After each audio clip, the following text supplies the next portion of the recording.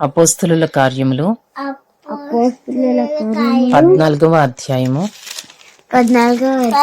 27వ వచనం నుండి 15వ అధ్యాయము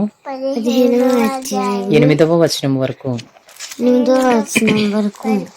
వారు వచ్చి సంఘమును సమకూర్చి దేవుడు తమకు తోడయుండి చేసిన కార్యములన్నీయు అన్యజనులు విశ్వసించుటకు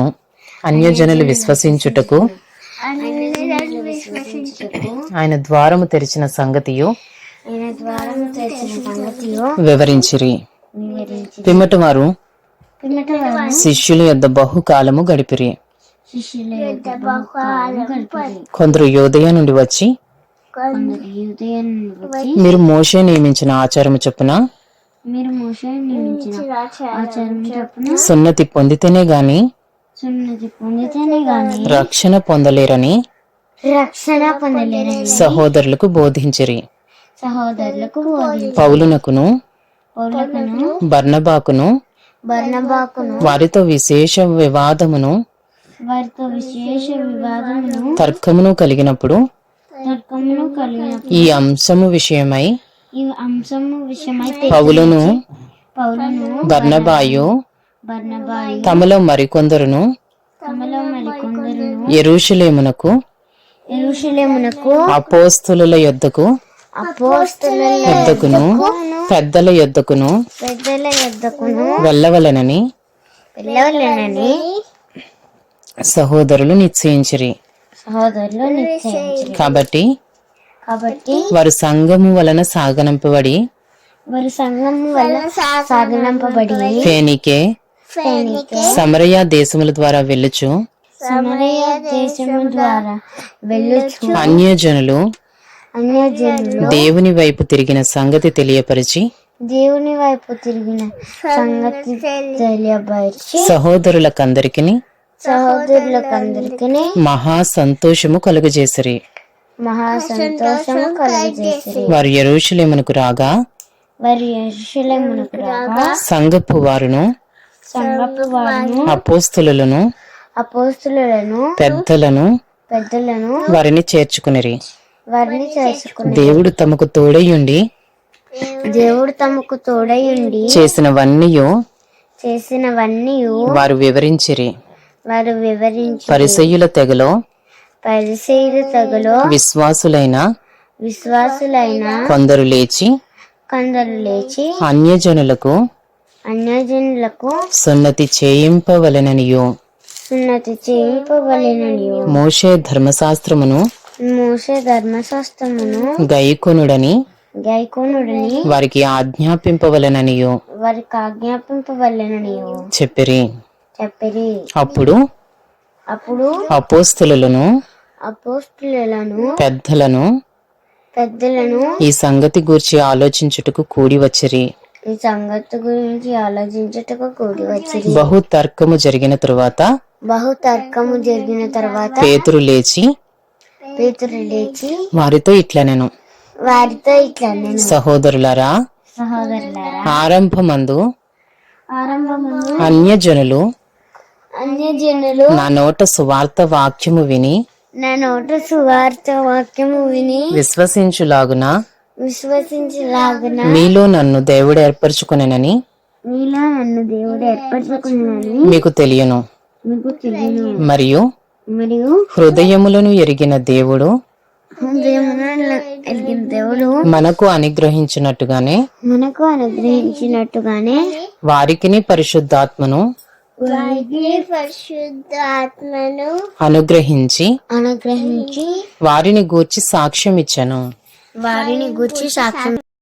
అపోస్తలుల కార్యములు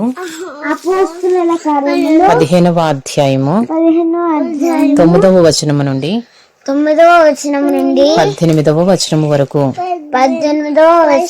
వారి హృదయములను విశ్వాసము వలన పవిత్రపరచి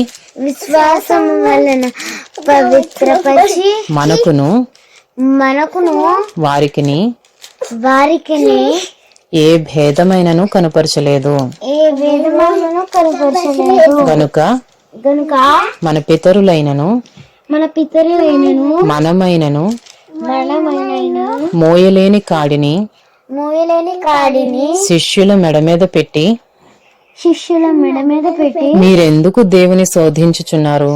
మీరెందుకు దేవుని శోధించుచున్నారు? ప్రభువైన యేసు కృపచేత ప్రభువైన యేసు కృప చేత మనము రక్షణ పొందుదుమని నమ్ముచున్నాము కదా. మనము రక్షణ పొందుదామని నమ్ముచున్నాము కదా. అలాగే వారును రక్షణ పొందుదురు అనెను.